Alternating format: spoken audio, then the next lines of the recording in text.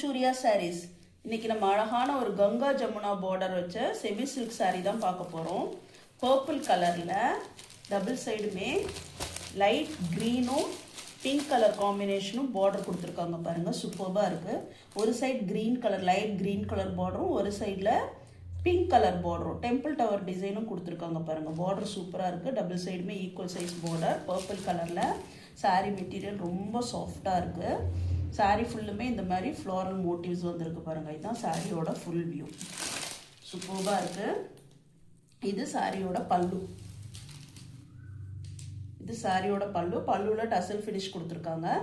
Blouse running blouse. Blouse running blouse.